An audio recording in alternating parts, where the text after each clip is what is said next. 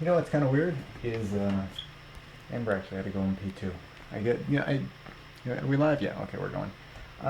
Yeah, I've been thinking about maybe changing the that opening kind of loop thing. I thought it might be interesting if I had it be like some of my favorite sort of funny bits from previous Praxis things, like make just kind of a run of all that kind of stuff. Anyway, welcome everyone. This is a live stream related to the Project Homestead series, where in the series we're kind of covering the fact that I'm building a homestead right now. It's been a dream of mine for a while to kind of do a Homestead 2.0 from the last place. We're doing a bunch of improvements, and we've been covering that, as you guys know, all 150 or so of you guys who've been following the series.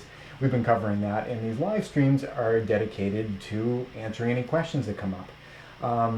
As soon as Amber comes back from experiencing the effects of that pre-show loader, she'll be able to read any of you guys' questions and comments that you guys have, and I'll do my best to answer any questions that might come up. This is something that I've done several times. I built my own homestead about 15 years ago. I built a small mini house after that, and now I'm going through it again.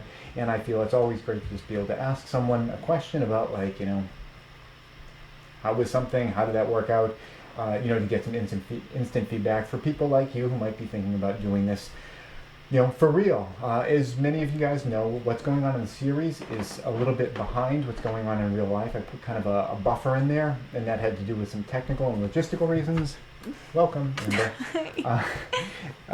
You're not alone. Everyone says that they watch the video loader with the waterfall flowing, and everyone pretty much needs to pee. So, so I've gone through this a number of times before, and, I want to be able to share that with you. Oh, actually, that's not the thought that I was trying to rejoin. The thought I was trying to rejoin was that we're a little bit set back, between, what you guys are seeing in the series right now and what's going on in real life. And what we're doing in real life is some real framing. If you guys saw the video that came out at 4:30 this afternoon, it shows that we're having a lot of the frame come up. In fact, I was out there all day. River was with me today, and I got a little too much sun. I don't know if you can tell with the colors, but I got a little too much sun. I got aloe all over my skin to try to recover from that. I put sunblock on and everything, but it's just, it was a really hot, sunny day.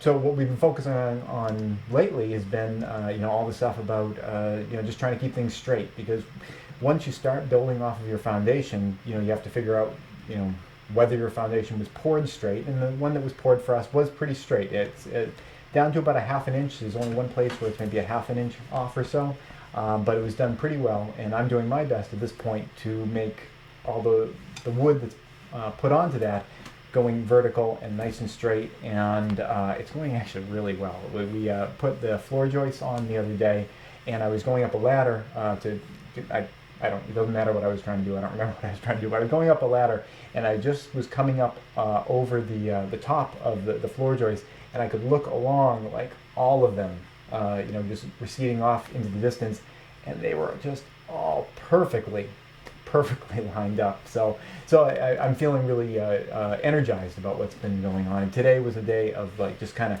straightening the vertical columns, and the floor joists kind of sit on top, and straightening the floor joists on there. There's a lot of finessing. Essentially today I put 5 boards on the structure all day. I was there for like almost 8 hours. I put 5 boards on. The first 2 took probably like 4 hours, because the first 2 were used to kind of get everything framed up. Not framed up, but like straightened up. But once I got those first 2 on, then I started to be able to roll, and I'm putting the decking on for the first floor. So that's what we've been doing. Do you have any questions or anything yet? Somebody was wondering who that woman was in the Alien Invasion series. Oh, okay. I get, that it's funny you bring it up, because I've been thinking about doing a side project when I bring back the Alien Invasion series. Whenever I'm able to get that going again, which is after the Homestead series. When I do the season 2, I was kind of thinking about doing. Her name's Monica in the series. In real life, her name's. What was her name? You forgot? Was it Laura or Lauren? I thought it was Laura. Okay, yeah, it's Laura. So she was some. It's That's been a while. I'm a forgetful guy. Well, I remember it. I just wasn't certain about it. Okay. Yeah, she was an actor. I think I put out an ad on Craigslist looking for actors that were kind of in the immediate area that were willing to work for not that much money. I think I gave her like 20 or $25 per afternoon. She'd come by, and it was essentially I would bring River to his preschool kind of class, and then I'd rush home and I'd have like 2 to 3 hours to shoot. So she'd come over, we'd shoot for 2 or 3 hours, and then she was out. And I was very precise. Where like if you watch the Alien Invasion series, there's some scenes where like I'll be doing something, and then she'll kind of come around a corner and like look at what I'm doing, and then leave. And I would shoot all the stuff with me without her even there. And then like when she'd come, I'd be like, okay, we need to get a shot of you looking around a corner, and you see me doing some like weird shit or whatever. So yeah, she was just an actor that we hired. So yeah, I've been thinking about maybe doing something. It was just yesterday I was thinking about it, so it's funny that you would ask about that. So yeah, that's Laura, who plays Monica. Do you have anything else? At the moment, no. No, okay.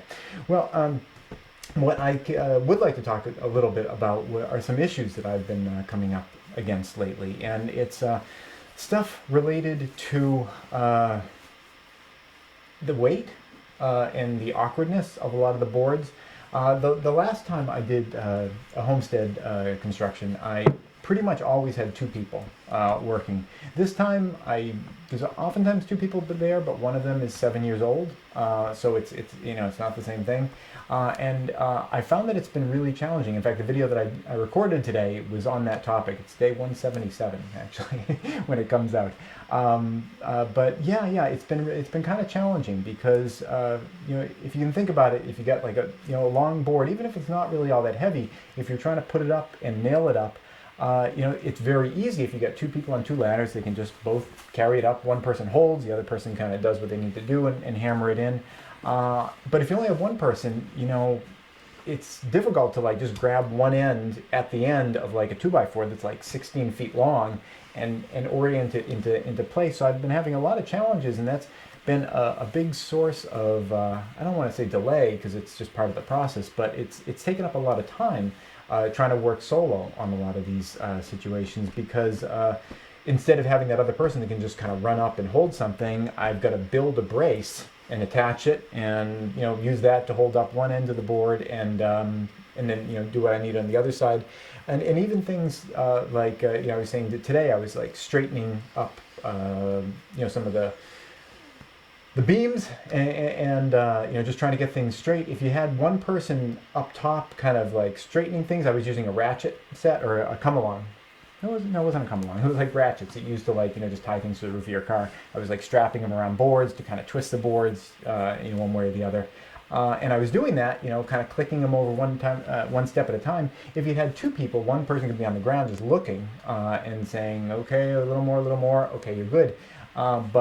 And it would be about as long as I just did it there, like 4 or 5 seconds. But if you're doing it on your own, there's a lot of, do a couple clicks, go down the ladder, step out through the pile of lumber, get a good vantage point, look up, okay, a little bit more, go back, do another couple clicks, go back down the ladder.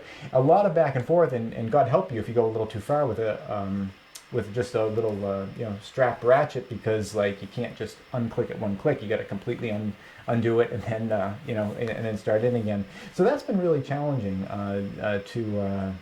to work on my own, and I think that is true of construction and building this homestead that I'm doing, but it's also true of things that that are more germane to kind of the topic of this channel, which generally is, which is like emergency preparedness, collapse situations and things like that. We all know there's all the videos about like the lone wolf, and the person's going to just be on their own and do everything on their own, and it's always been my position that would be a really weak position to be operating from, to be on your own. I'm seeing it, and I'm really feeling it a lot in the construction that I'm doing right now. Do you have any questions or anything, or I can just keep filling people in? Not at the moment. No?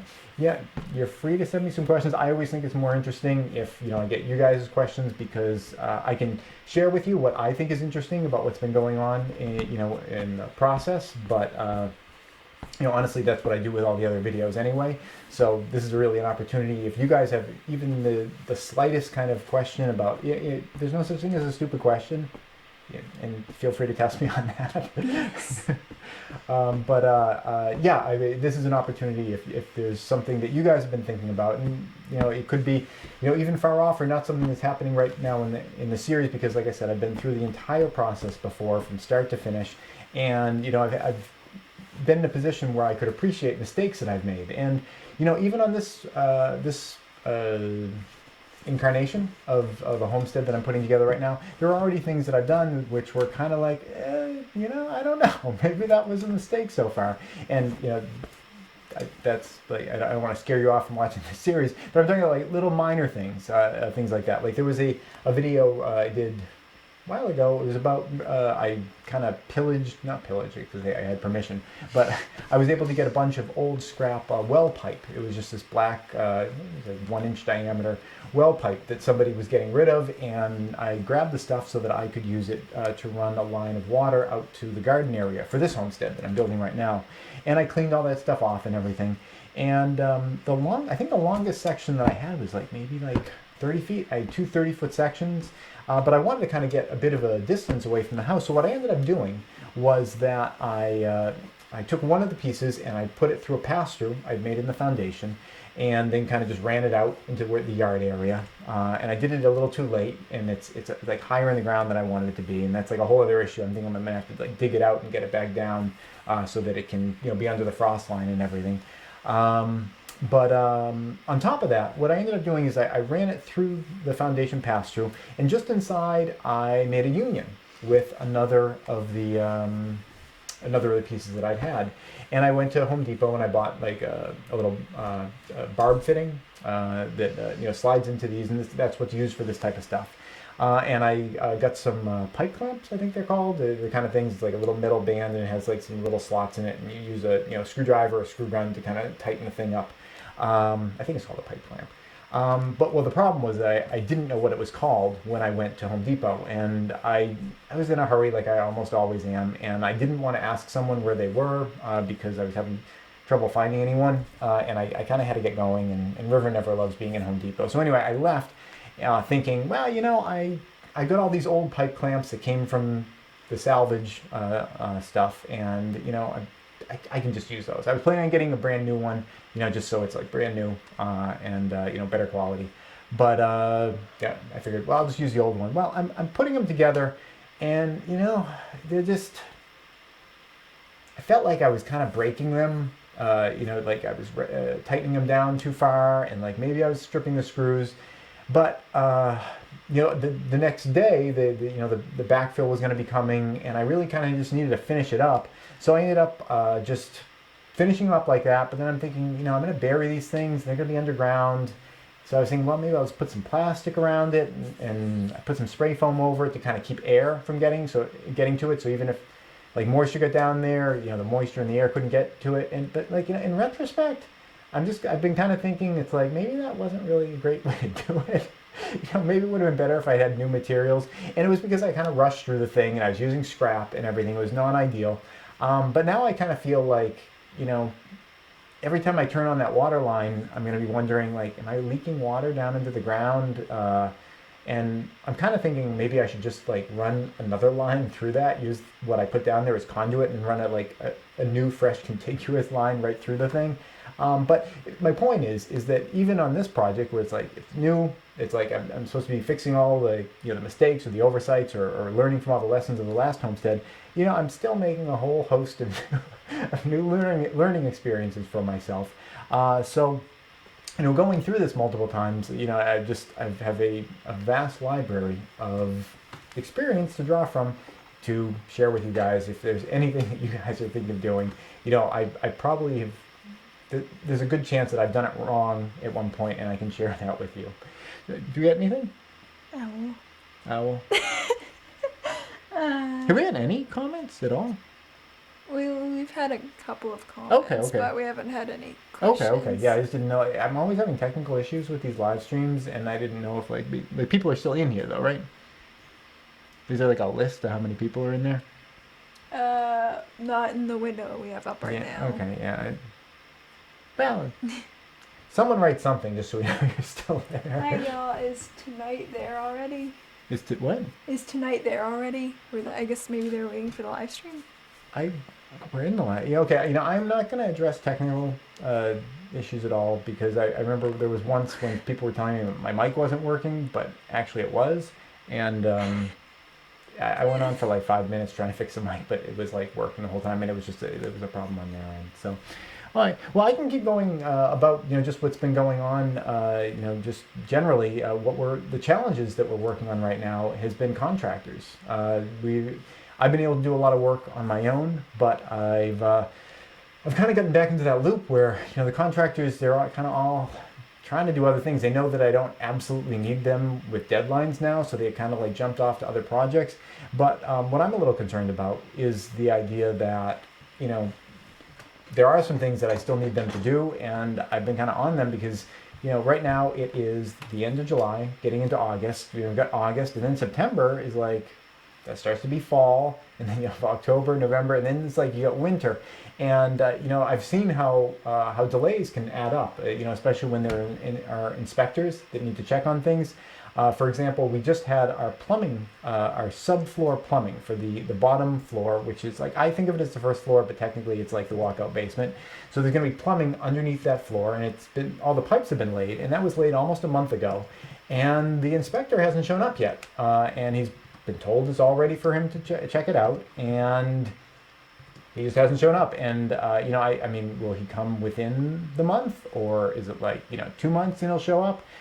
There's all that kind of stuff. It's completely unpredictable. I kind of figured that's like within a week. You tell someone it's like your job is to inspect things, and there's something to inspect. Come this week and do it because that's your job. But it doesn't work that way. So, my fear is that, especially with the septic system, which has to be put in, we have to put in a septic tank and then a line to a distribution box, and then from the distribution box, there are pipes that go out, in creating like kind of an array, it's called a leach field. All that stuff has to be inspected at multiple times during the process, and those could be really long delays. If something needs to be inspected and it takes a month to get it inspected, and then once it does get inspected, the contractor's moved on and they're doing something else, and it takes like 2 or 3 weeks to get them back on the job. I mean, you can easily see how all those delays can add up. So I've been like on my contractors for the past month and a half or so, just telling them, I know that I don't immediately need you. I know that it's not winter yet, but I would really like to get going on this leach field because of all these delays. So that's what I've been really facing right now lately, is just been like trying to get contractors in to actually do things. What do we got? How far from town are you? How far from the center of town? Our town is is this like a fishing expedition? Are we like trying to get like identified? What? Someone's gonna like put radius circles around. No. I'm a prepper, I'm paranoid. That's the way it is. That's the way it should be. Okay, yeah. Our town is kind of weird. As the crow flies, we're not really that far from the center of town. And by weird, I mean awesome. Our town is really awesome. From like a prepper and like collapse kind of mentality, there are a lot of mountains here, and I'm giving away information on our location. There are a lot of mountains here, and you get a mountain range here and a mountain range here. I'm going to simplify it. We're just going to go with one mountain range. You got a mountain range here, and if you're on this side of the mountain and someone else is on the other side of the mountain, like let's say we're here and here's the center of town, it's not that far between the 2 points, but the roads don't go over the mountain. You go like way up and around. So we live in a town that has that kind of a situation. So we're not really that far from the center of town, but it takes 20 minutes or so, almost 20 minutes just to get to the center of town. And when I say the center of town, I mean like a Norman Rockwell kind of downtown that doesn't have like any traffic lights, and I think there's maybe a stop sign, and that's kind of it. It's a really small town that we're in, and if you want to get to like something that people would consider like a town where you can like buy things and services and stuff like that, like go to a Home Depot and get hardware, supplies, go to a grocery store or anything like that, we're a good 35 minutes away from something like that. The location that we are in, one of the reasons that I chose this was because of that kind of isolated kind of feel. And it's nice that you can, it's a half an hour and you can get somewhere. Sometimes it's a little bit longer. I know with River, I like to bring him to a lot of like group activities, social activities. Got to do homeschooling with him, and we'll drive. It's like maybe like almost an hour to get to like the town where like all the kids are, and he gets together with his friends and everything. But that's one of the reasons I chose this area, is that it has that kind of isolation, and it's off the major thoroughfares. If there ever was a mass exodus, they aren't going to be coming over this way. So yeah, that's one of the reasons we chose it. Is it dumb that I don't know what country line dancing is? Is it dumb that you don't know? Yeah. That you personally? Yeah, somebody was asking if that was your thing, and I honestly don't know what it is. Someone was asking if it was my thing. Yes. Okay. Yeah, there have been some references to the fact that I wear a broad-brimmed hat in a lot of the videos. And okay, is it Dutch courage? Yes. Okay. Welcome, Dutch courage. By the way, our floorboards are, and I know I'm just being like really broad here, but our floorboards for the house are from Sweden, which is kind of near you. I mean, I know it's not exactly the same place. I'm just inferring where you, I mean, actually you could be Dutch but lives, down the street from me. So I don't know. I'm inferring that you might, live in a certain area, given that you're Dutch coverage. And I think you said that English wasn't your first language. Anyway, yes, there have been some comments about the hat. I really like Western hats because they just throw shade. I was talking about how I got sunburned. Didn't get sunburned here, and didn't get sunburned here or anything. And I don't like putting sunblock on my face. I just think it's gross. So so I always like to wear a broad-brimmed hat. There are other broad-brimmed hats that are a little bit more convenient. In fact, I've thought a lot about a bug-out bag hat, like if I didn't have my hat, because having a hat that can offer shade to you is really great. Like even in like little mini SHTF situations, like your car breaks down and you have to walk for a while and it's really sunny or something like that. I mean, having the ability to shade yourself is really important, I think, for a lot of reasons.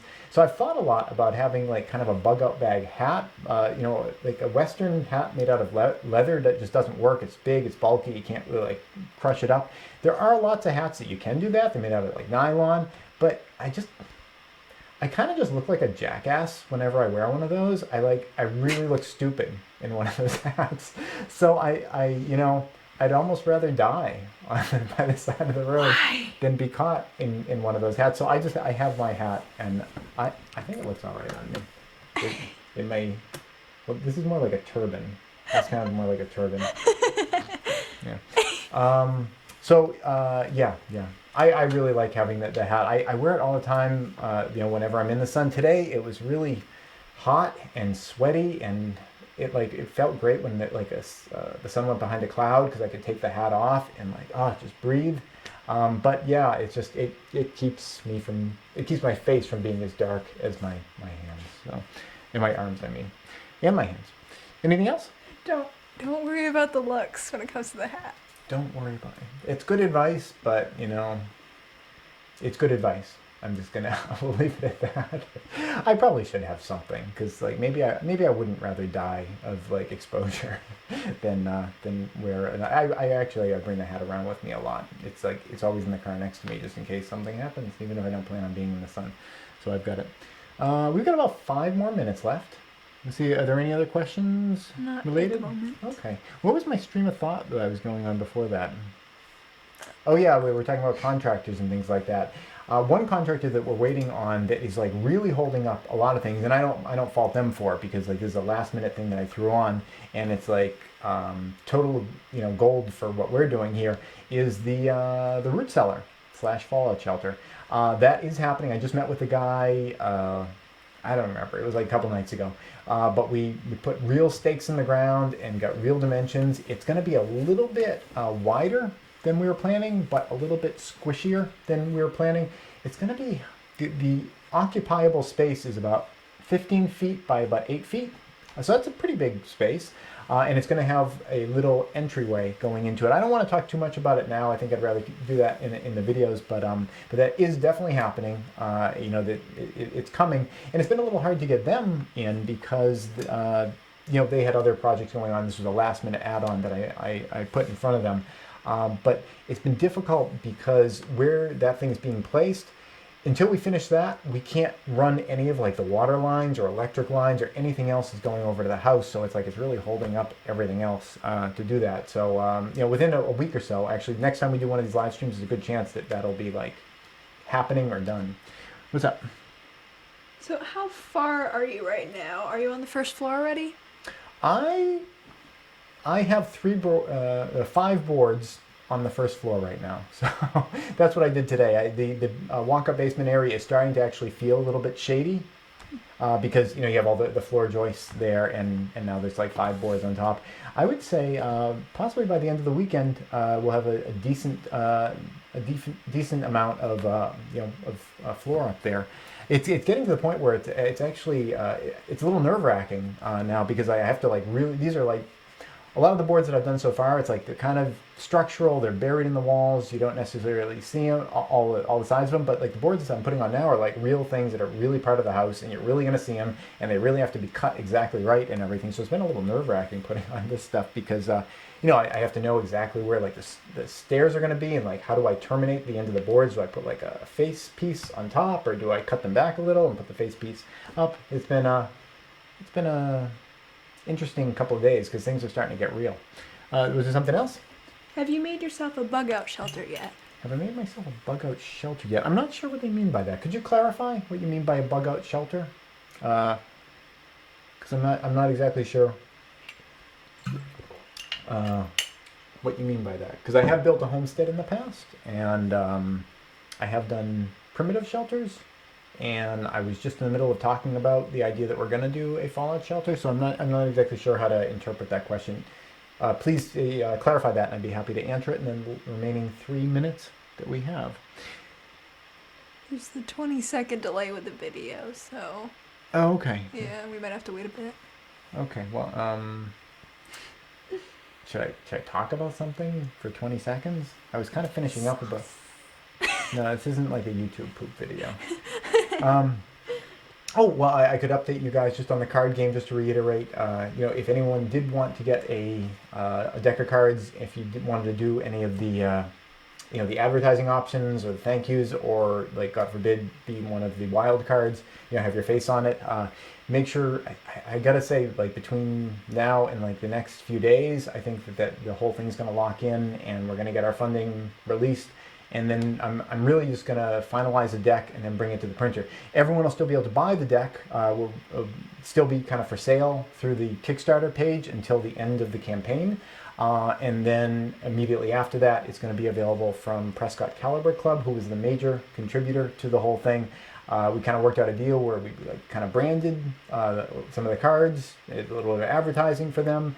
But honestly, I think they just really liked the idea, and they really wanted to help us out to do it. And I really want to thank them for doing that, because it's I'm really excited that we get to do the thing, because I think it's really cool. I think it's going to help a lot of people. I know that River is just playing with River. He thinks about preparedness in a more crystallized way since we've been playing the game together. So I think it's going to help a lot of people. So I wanted to thank again Prescott Caliber Club for helping to make that happen. Did we have a clarification? Like a place to go in case your house gets attacked or something. Okay. So a bug out location, like a secondary bug out location. At this point, no, I haven't created something like that. That's something maybe, certainly after I finish up with the homestead that we're working on now, that's just the way that my brain works. I think after I get like something solid, there, I don't know. I don't know if I would do something else domestically, or maybe a little bit more long term, do something a little bit more international. I mean, bugging out like by running down the street, is maybe there's not that much worth to it, and the place where we live is already pretty remote. So it's something I would have to think about, but certainly that's the way my mind works. Once I get this project done, I'm going to just be thinking about like, okay, this is all great, but how could we make this situation even better? And that would be something that I would be thinking along the lines of something that would be smaller. It would be something more rudimentary, but something that would be like a fall back position if anything ever happened here. And I think that's smart, not to have all of your eggs in one basket. And that's about 9 o'clock. If we have any really there can't be any more questions, because it's like this 20-second delay, and that would just screw the pooch. So do you want to tastefully get ready to go to our closer video? And I want to make sure that I thank everyone for coming by, and I hope that we can all appreciate that I got this live stream on the first try this time. And I will see you guys on the first Friday of August if you're Patreon supporters, or next time on the third Friday in August for everyone else. Thank you very much for watching. Please subscribe and tune in every Friday at 4:30 New York time for a new video. And if you'd like to support this channel, you can do so both through Patreon or PayPal.